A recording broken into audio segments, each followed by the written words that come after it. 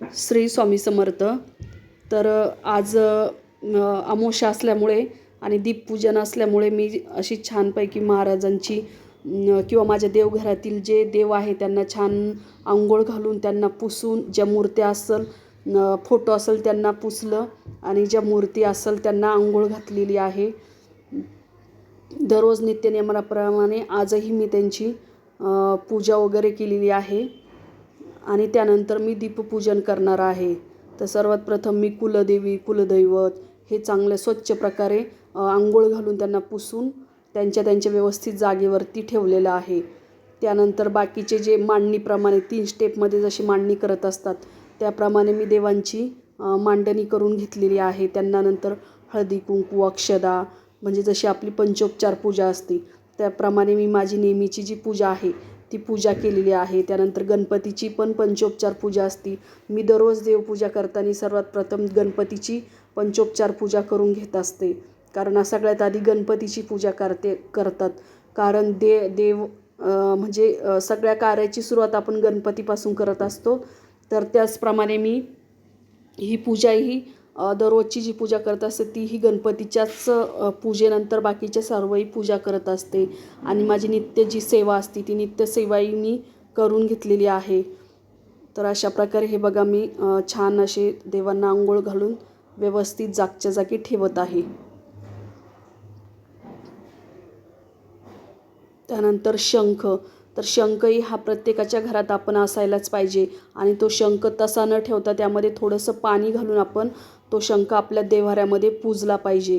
कारण शंखामुळे अनेक प्रकारचे ज्या बाधा वगैरे असतात त्याही जातात आणि निगेटिव्ह एनर्जीही त्यापासून दूर होत असते.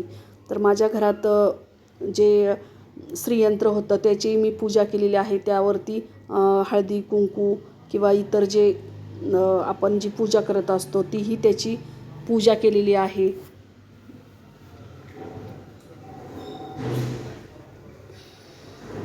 त्यानंतर आपण पूजा केल्यानंतर आपल्या स्वतःलाही आपण हळदी कुंकू लावायचं असतं. तर महाराजांना मी अष्टगंध लावत आहे. तोही केंद्रातूनच घेतलेला आहे मी आणि दररोज महाराजांना अष्टगंध लावतच असते मी, त्यांचे फोटो व्यवस्थित अशी पुसून.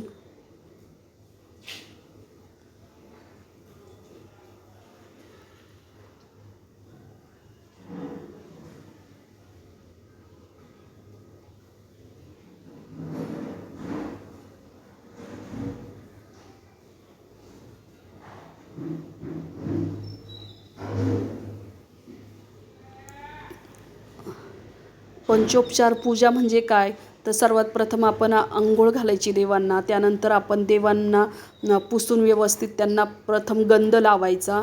गंध लावल्यानंतर फुलं आपण अर्पण करायचे. त्यानंतर दीप ओवाळायचा असतो, धूप ओवाळायचा असतो, अगरबत्ती, धूप हे सगळे ओवाळायचं असतं आणि त्यानंतर नैवेद्य दाखवायचा असतो. त्याला आपण पंचोपचार पूजा असं म्हणत असतो. आणि ही पंचोपचार पूजा ही आपल्या घरात दररोज नित्यनियमाने व्हायला पाहिजे. बरेच जण काय करतात, पूजा फक्त अंघोळ घालतात आणि देवांना फक्त हळदी कुंकू लावतात आणि झाली पूजा. तर तसं न करता आणि नेहमी अगरबत्ती किंवा दिवा लावताना आपण काडीपेटीनं न लावता दिवा, तर तो अगरबत्ती आधी काडीपेटीनं पेटून घ्यायचा आणि नंतर आपण दिव्याला तो प्रज्वलित करायचा आहे दिवा का अगरबत्तीनाच. कारण असं म्हणतात की डायरेक्ट आपण काडी लावायची नसती दिव्याला. त्याचप्रमाणे मी दररोज अशा पद्धतीने करत असते. आजही तसंच केलेलं आहे.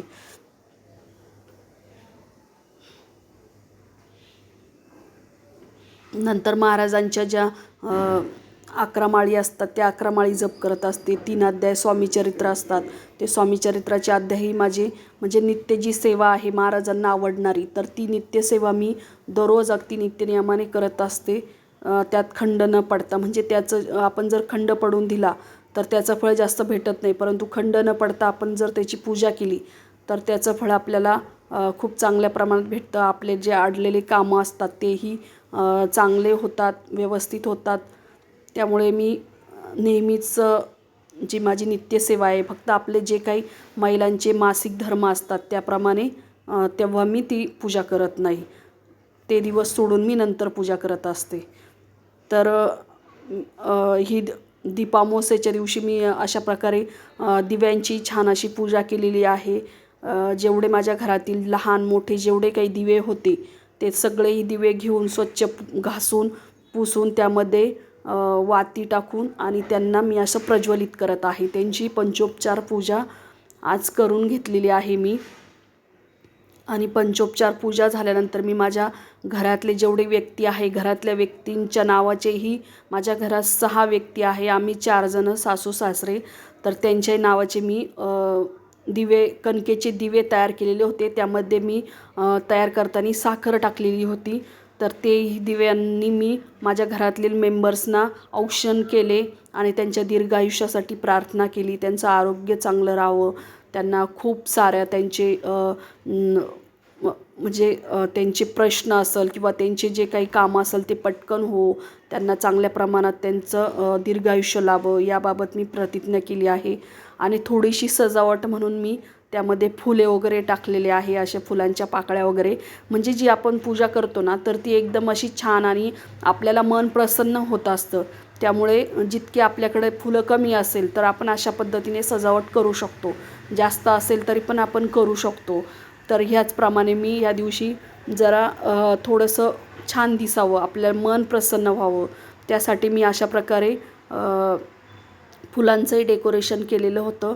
आणि पूजा पण अगदी त्या दिवशी अगदी मन घरामध्ये अगदी छान वाटत होतं. कारण पूजा अर्चा वगैरे किंवा असं काही देवाचं जर आपण ज्या दिवशी व्यवस्थित करतो किंवा एखादा सण असेल त्या दिवशी करतो तर त्या दिवशी आपलं मन प्रसन्न एकदम छान वाटत असतं आणि आपल्याला काहीतरी केल्याचं आपल्याला एक समाधान वेगळंच असतं.